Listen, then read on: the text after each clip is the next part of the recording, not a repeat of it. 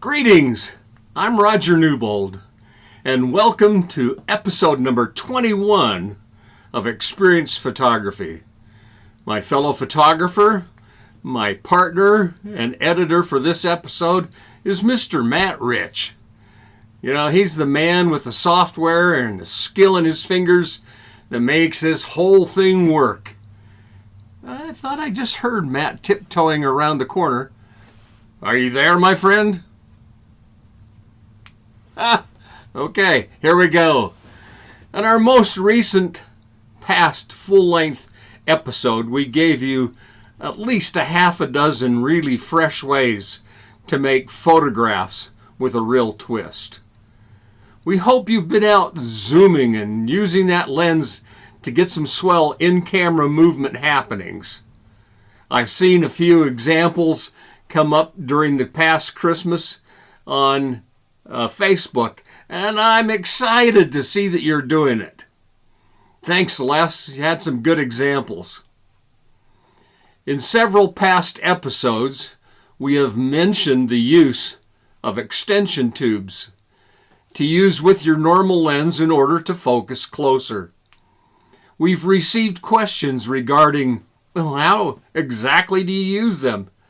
And how can I get closer? So clean off your specs, stand by. We're going to have a bit of an eye popper today. Photographers have endeavored to compose and focus closer since, the practice of taking pictures commenced. Take a look at figure 1. That's a lot of extension from the lens to the film plane. Now, the use of modern extension tubes is much more portable, far less challenging, and less expensive to use than 2 feet of bellows. This is shown in that picture. So, an extension tube is a hollow tube or spacer which may or may not contain electrical contacts to assist the autofocus and autometer actions between the lens and the camera body. Now, those with electrical connections are more convenient and thus far more desirable. They add very little extra expense than the bargain basement clear out price, read into this rip-off price tubes are not worth the savings amount. They require great annoyance in their operation. They drive me nuts. So let's take a look at figure 2. Figure 2 shows a extension tube with the contacts and no glass. It's just a hollow tube. Now, to install, first with the camera power switched off, the extension tube is mounted to the camera body, and then the lens is added in a normal fashion, and then you have minimum focus distance. So let's take a look at figure number 3. It shows a tube on the body, and then we add the lens. The minimum focus distance of a lens is a measurement from the closest point of the subject, and it can be from the camera's sensor, and being able to focus on that subject.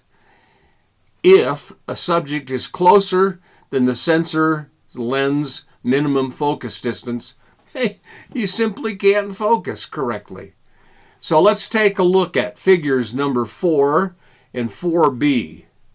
This is the focus distance without a tube and then with a tube lens combination.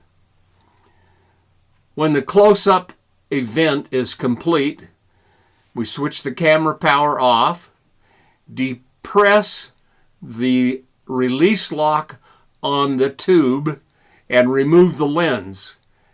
Then remove the tube from the body. Now you're able to return the lens to the camera and continue on with regular camera operations.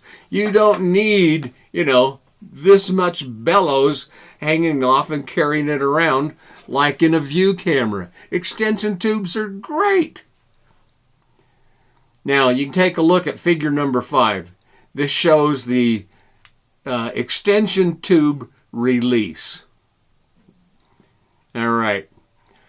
The thicker or the taller or the longer, however you want to describe it, of the extension tube that is used on the lens, the higher the lens magnification becomes. When installed, you are able to move the lens closer to the subject and achieve focus. What all this means is that you can turn a normal lens into something much higher magnification, almost like a macro-like image. Now, you don't have to actually buy a dedicated macro lens at this time. We'll cover some distinctions in a moment. But this is how the subject appears to the camera with a standard lens only. Let's take a look at figure 6. This is how the subject appears to the camera with a 12 millimeter tube shown in figure number 7. Since an existing tube has no glass optics, you wouldn't expect that you would have much difficulty. And for the most part, there are few difficulties that you're going to run into. But let's look at this. Point 1. When the manufacturer designed the optics inside a lens, they considered distortion. They tried to correct it as much as possible. Focusing a lens does need to move the optic inside the lens, so that usually means the amount of distortion can vary depending on how far away your subject is from the lens.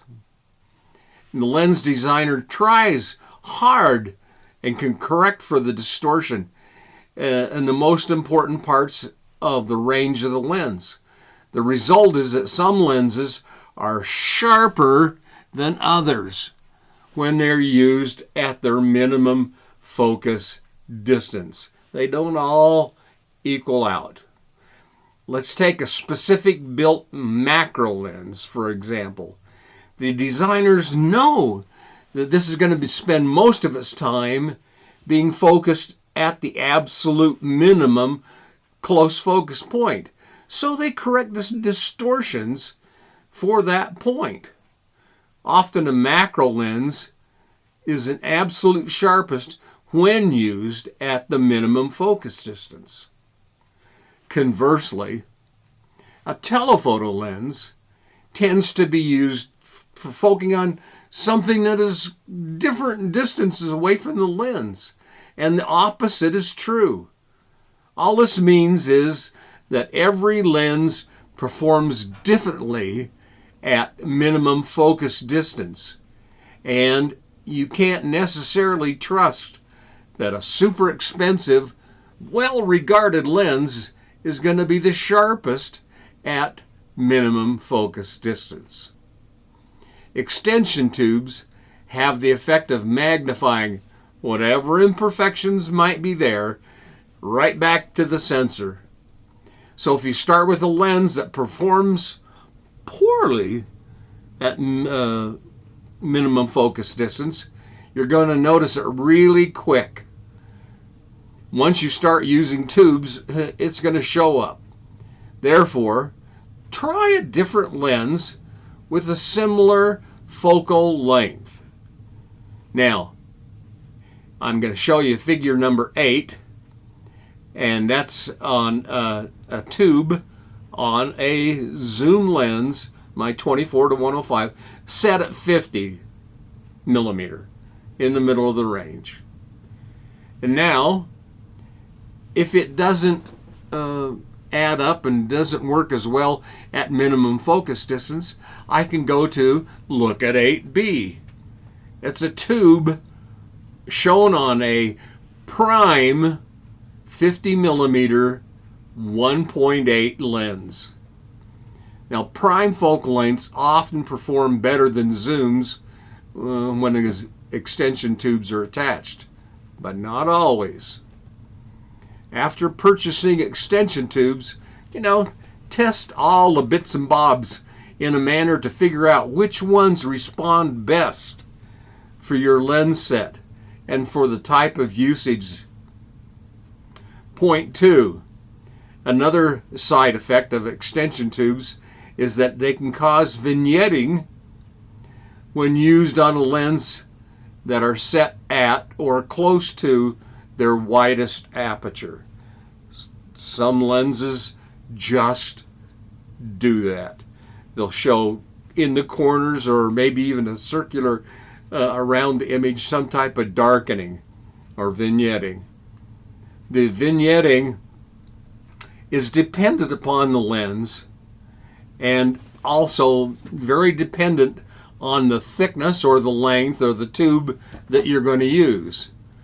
A 12 millimeter extension tube rarely proves to be much of an issue in vignetting. But once you start getting into thicker or greater length tubes, like a 20 millimeter or 36 millimeter tube, pay attention. Stop the lens down to counteract the vignetting. All right, point number 3. You're going to quickly notice that there is an overall light loss when extension tubes are used. Now, manual metering may make the point even sooner, but you'll find it if you're not carefully monitoring your auto exposure setting. This will occur universally across the image, and it is so distinctly dissimilar from what we mentioned just now in vignetting. The entire picture will be darker everywhere. The process of shifting the lens further away from the sensor actually and importantly increases the aperture of your lens. Thus, your image gets darker and your depth of field will increase just as if you had changed the lens via the dial on the camera. The difference is that this change in aperture is not actually shown on the camera because the camera doesn't know how much extension you've added from the body to the lens. If you're not deeply familiar with f-stops, well, I'd recommend brushing up on that by watching our old episodes of depth of field and paying attention to points 11 and 12 further on down this video. Point number 4. Take a look at figures 9 and 10. Exclamation point! There's an important scientific caveat hidden between the lines within point number 4, and that is the actual diameter of aperture is equal to the focal length divided by the f number. Math. This means that the f-stop is directly related to the focal length, and since the focal length is related to various dimensions in the lens design, extension tubes also change the effective focal length, and this will cause a change in effective f-stop. Now, in practice, you probably will not notice the problem, especially if your camera is in some style of automatic exposure mode, because the camera will try and compensate for the darkening. However, you should remember it as a rule of thumb that you can, as you get close to magnification of 1:1, the effective f-stop of the lens will have changed by at least 2 full stops. And that means you or your camera must compensate for this effect. With a higher ISO or a shutter speed that is 4 times longer, that's adding 2 stops more than you would without the tube. Now this is where the warning applies. It could lead to an unpredicted difference between able to handhold the camera and lens or not. This consequence could also make a difference between getting a sharp shot of a small moving subject or a blurry something else. In low light, if you're struggling to get an exposure setting required for a sharp shot, it might be a good idea to use a shorter extension tube or increase the ISO to gain back some of that lost light. And therefore, you maintain your fast shutter speed. Now, point 5, autofocus. It's another consequence of altering the f-stop of a lens by way of extension tube. Is there enough light getting to this autofocus sensor? If you're using a digital SLR, you may find out that autofocus performance is decreased in low light. This is a less of an issue with newer mirrorless cameras, where autofocus is performed on the image sensor with phase detect autofocus, but it still might have a small performance impact. Focusing can be tricky, and here are a couple of sneaky helpful solutions. A, autofocus. Focus will most likely work until you reach a brightness level of about f8. But if you have mixed feelings as to its accuracy, go directly to manual focus. B, if you're using an extension tube on a zoom lens, it may be easier to use the zoom ring to adjust focus than the focus ring. It works. In practice, whether using a DSLR or a mirrorless camera, most people use extension tubes with static subjects. So you can always turn on live view and focus manually. You should also remember that light loss would occur with any brand of extension tube or lens. It's simply a mathematical function. Any change in autofocus performance is not linked to the brand of tube that you're using. Now, point 6. Speaking of less light, you must realize the closer the front element gets to the subject matter, there will be less light falling on it. And lighting has ever so much to do with the quality, style, and design of the image. Try to use a lens with adequate focal length on an extension tube to allow for the best lighting pattern, and composition possible. Of course, one advantage to a longer focal length setup is that you aren't as close to the subject, and it makes a good option for small animals or insects where closer presence could cause them to flee, or you get stung. Generally, tubes work best with focal lengths from about 35 to maybe 200 millimeter on a full frame, or 24 to 130 on a APS-C format. Point 7. I prefer to use my camera manufacturer's OEM, original equipment manufacturer's brand of tubes. Why?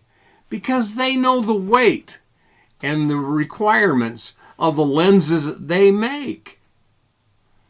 I use Canon tubes on my Canon because I know I can add any Canon lens on and will not be afraid of bending, warping, or failure. Most likely, any brand of tube will do, but there may be a 1% chance of a failure. And, with a less expensive unit, a tube is not that costly. Be safe and not penny foolish. Now, point 8. If you want to dabble and experiment with close-up photo work, extension tubes offer the affordable option. You can obtain an extension tube for about 10% of a dedicated macro lens. Even if you buy a new macro lens, lens tubes are small, light, capable of always being in your camera bag, and they may be useful in many, many circumstances where you're not carrying that particular lens at a very crucial time. Point number 9. Extension tubes work well, and they deliver good images. But here are 2 compromises that you should be intensely aware of. When a tube is attached to a lens, it will not focus all the way to infinity. If you need to focus to infinity, you're going to have to remove the tube, and that takes a bit of time. But you can do this in Photoshop. Focus at infinity if you need it. Get the background, the tube on, shoot the foreground, blend the 2 images together. Works perfectly every time. Now, B, depth of field will be very narrow. Much more so than you expected. Trust me on this. It doesn't go this way, it gets this way. Small apertures, or the large numbers, are the way to go. Most lenses will be sharpest around, f8 or f11 because of the way they're designed to give a nice, snappy image right off the bat. And this is the place where you do not want to adjust small apertures for depth of field and just hope to pull through. Say f22 depth of field increases, but lens diffraction, chromatic aberration, fringing, coma increase, and they may obstruct the fine detail that you're trying to get by moving in close. So watch for that. Point number 10. Not all extension tubes work perfectly with every single lens. Now, I've had less success using them with my 70 to 300 zoom or my 100 to 400 zooms. Well, other lenses where maximum apertures are slow, like 4.5 or greater, by the time you add that in, you're going to lose a lot of light. You'll be down to f8. You're going to have some problems focusing with autofocus. Whereas if you use it with like my 70 to 200 2.8, the image quality is superb, and most configurations of any extension tubes work really well. Lengths in lenses, focal lengths can reduce maximum focusing distance so it's drastically inside the lens. And that's maybe hard to understand. You put a tube on and all of a sudden you can focus this close. You put a 50 millimeter tube on a 200 and the focus point is actually inside the lens. And it just can't work. So be careful. Test it before you go out in the field and try to do it to make sure that everything works together. Point 11. Determining exposure, and in particular altering exposure settings with a tube installed, presents some problems. As previously mentioned, once a tube is installed on a camera, it has no idea what's happening at the lens. If you're shooting in aperture priority, the mode, the camera thinks it's at 5.6, but in actuality a 12 millimeter tube will change it to f8. This would leave you one stop underexposed. Twittering the f-stop control will not give an accurate reading on the meter reading bar. After several hours of testing and exploration, we found that the best aperture priority mode results were to obtain by determine your exposure before adding the tube, add one stop of exposure, then install the tube. B, in manual mode, the easiest results were also to obtain by determining the exposure before adding the tube and adding one stop. Now, C, in shutter priority, the results were really straightforward. To obtain the determined exposure, all you have to do is change the shutter speed. Works really well. Just remember, if you change the shutter speed, is it swift enough for you not to be a wiggle wart, and will it stop the action of whatever you're photographing? Be careful with that shutter speed. Now, point 12. Adding a 12 millimeter tube requires that you add one stop, and adding a 25 millimeter tube requires +2 stops. The most trouble-free exposure control method we found from putting a camera in manual mode is set your desired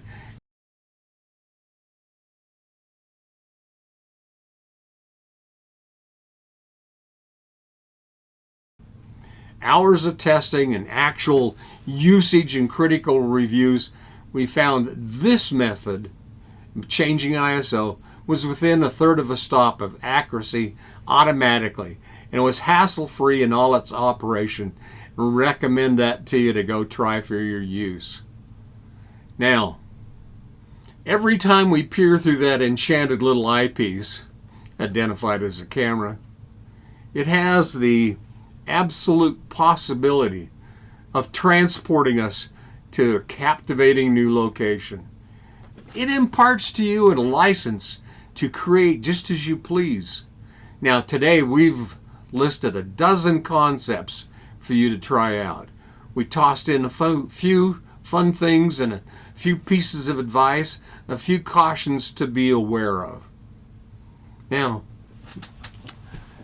I just can't believe how lucky I am to be a host of such a magnificent party as these vlogs. Remember, a hunch is creativity trying to tell you something, so act on it. Upcoming, we'll examine tele-extenders, or also known as 2x extenders, which have often been confused with the things we talked about in today's episode. So stay tuned. Take a look at figure 11. There's a 2x extender, and you can see that it's different. It's got glass in. It magnifies. But that's next time.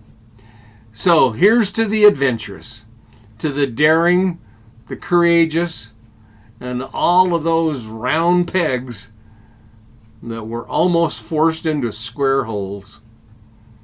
Don't settle for the status quo. Jump in, be brave. Photograph with new intent.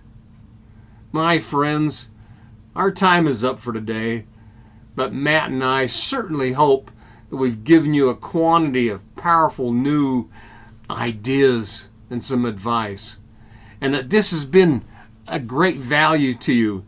Now please give us a giant thumbs up. Tell us that you like it. Subscribe to our channel, and by all means, let your friends know that we offer experienced advice, which everyone can become a better photographer and have more fun. It builds you and it builds our site. So please keep those comments coming in. We appreciate them all. I hope you found this to be the best vlog you watched this week. I hope your holidays were satisfactory and hope you had fun.